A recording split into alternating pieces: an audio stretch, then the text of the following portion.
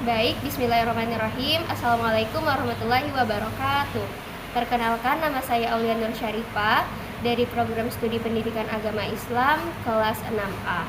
Pada kesempatan kali ini saya akan mengerjakan ujian akhir semester pada mata kuliah pembelajaran akidah akhlak di madrasah dengan dosen pengampu Pak Ngatri.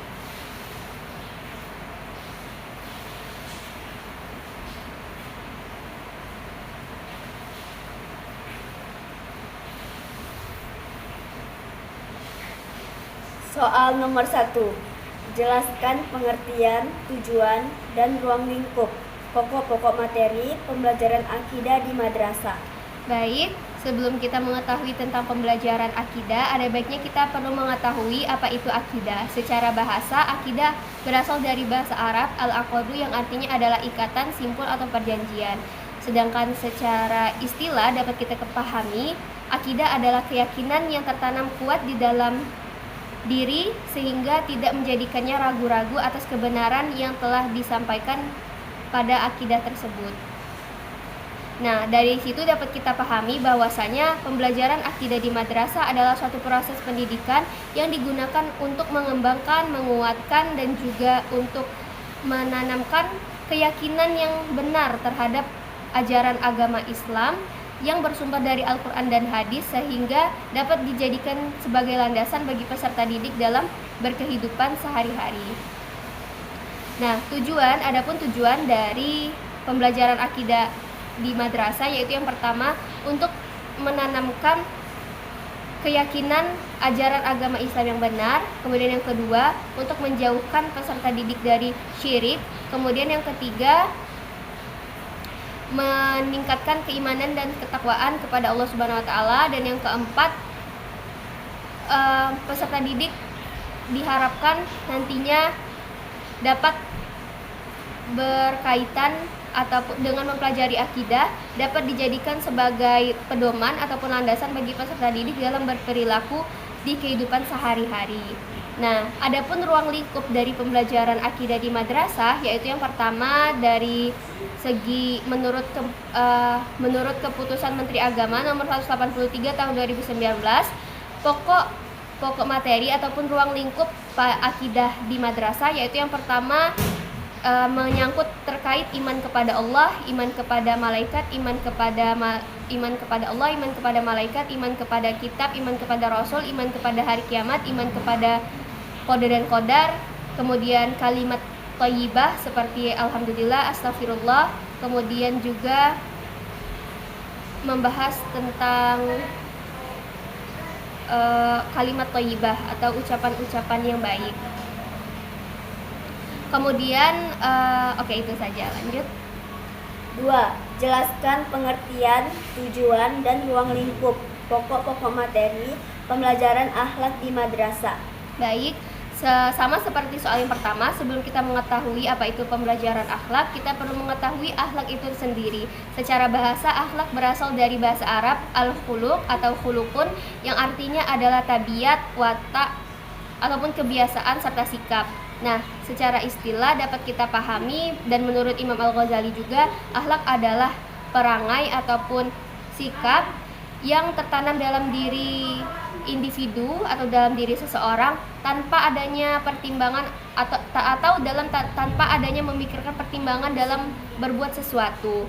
Nah, dari kedua istilah itu dapat kita pahami bahwa pembelajaran akhlak di madrasah adalah proses pembelajaran ataupun proses pendidikan yang digunakan untuk menanamkan perilaku atau sikap terpuji kepada peserta didik sesuai dengan nilai-nilai yang diajarkan oleh agama Islam.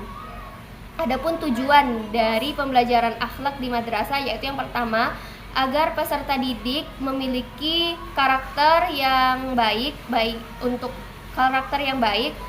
sehingga nantinya akan berguna bagi nusa dan bangsa. Kemudian yang kedua, peserta didik diharapkan mampu menjadi pribadi yang beragama Islam dan mampu menerapkan nilai-nilai ajaran agama Islam. Kemudian yang kedua, diharapkan peserta didik dapat menerapkan sikap jujur, amanah, ataupun sikap-sikap terpuji lainnya.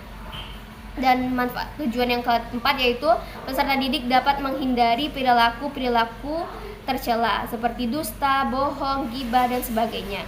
Adapun ruang lingkup ataupun pokok bahasan materi pembelajaran akhlak di madrasah sesuai dengan KMA nomor 183 tahun 2019, yaitu yang pertama tentang akhlak kepada Allah, akhlak kepada Rasulullah, akhlak kepada orang tua dan guru, akhlak kepada diri sendiri, akhlak terpuji dan akhlak terpuji atau mahmudah, dan akhlak tercela atau akhlak mazmumah.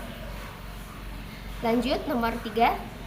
3. Yang harus dievaluasi dalam pembelajaran akidah, akhlak adalah ranah kognitif, efektif, dan psikomotorik. Oke, sudah paham? Ya. Terima kasih.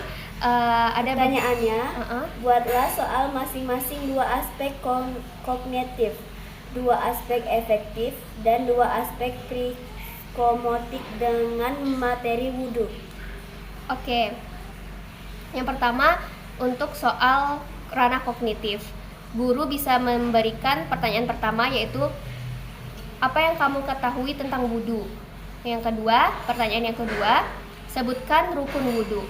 Lalu untuk ranah afektif atau ranah sikap, guru dapat menanyakan kepada peserta didik, yaitu yang pertama, sikap yang harus dimiliki seorang muslim, sikap apa yang harus dimiliki oleh seorang muslim ketika ingin berwudu, atau yang kedua, pertanyaan yang kedua, bagaimana sikapmu jika melihat teman yang tidak tertib dalam berwudu. Lalu dalam ranah psikomotorik, guru dapat yang pertama, pertanyaan pertama, praktikkan wudu secara tertib, atau yang kedua, pertanyaan kedua, cara mengusap kepala ketika berwudu dengan benar. Lanjut. Nomor 4, guru tidak hanya berperan sebagai pengajar dan pendidik, tetapi juga berperan sebagai administrator pembelajaran.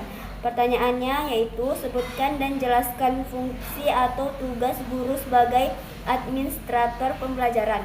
Guru sebagai administrator pembelajaran artinya guru mempersiapkan apa saja yang perlu dalam proses pembelajaran.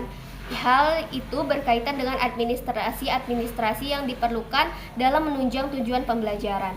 Adapun guru sebagai administrator dapat mempersiapkan pada saat perencanaan, pelaksanaan, evaluasi, dan laporan. Pada saat perencanaan, guru bisa mempersiapkan tujuan pembelajaran, alur tujuan pembelajaran, modul ajar, program tahunan, dan juga program semester. Namun sebelum itu juga harus mempertimbangkan di kalender akademiknya, kalender akademik yang telah dipersiapkan. Nah, semua itu tadi merupakan bagian yang penting dalam proses pembelajaran agar nantinya proses pembelajaran dapat terarah dan juga memiliki landasan dalam pelaksanaannya. Lalu yang kedua, setelah tahap perencanaan ada tahap pelaksanaan. Administrasi yang bisa disiapkan guru pada tahap pelaksanaan yaitu seperti daftar hadir peserta didik, jurnal harian, ataupun catatan-catatan terkait pembelajaran ataupun terkait sikap peserta didik. Lalu pada saat evaluasi, guru dapat mempersiapkan rubrik ataupun instrumen penilaian yang digunakan untuk mengukur kemampuan peserta didik dalam ranah afektif, kognitif, dan psikomotorik. Lalu yang selanjutnya itu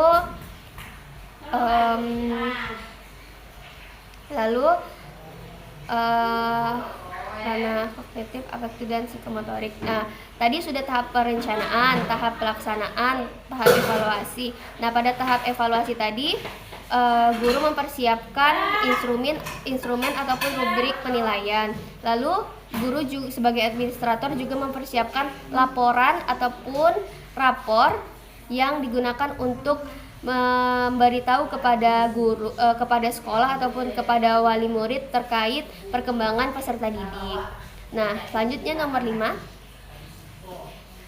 Soal terakhir nomor 5 yaitu salah satu prinsip yang harus dipegang dalam memberikan evaluasi hasil belajar adalah prinsip objektivitas.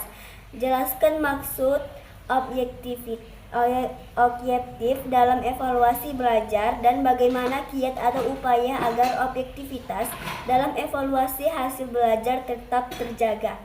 Objektivitas dalam penilaian adalah proses penilaian yang melibatkan sesuai dengan fakta di lapangan tanpa melihat hubungan kedekatan ataupun rasa suka dan tidak suka kepada peserta didik.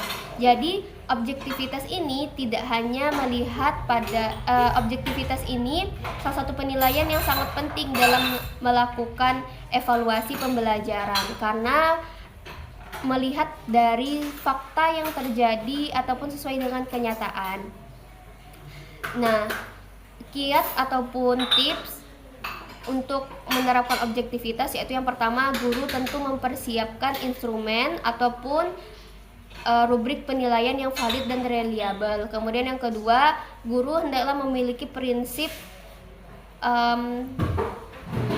tidak membeda-bedakan peserta didik ataupun memiliki prinsip objektif dalam dirinya. Kemudian yang ketiga, bersikap adil terhadap penilaian yang telah dilakukan. Lalu yang keempat, guru memiliki rubrik penilaian yang jelas dan terarah. Mungkin itu saja. Terima kasih. Baik, terima kasih. Wassalamualaikum warahmatullahi wabarakatuh.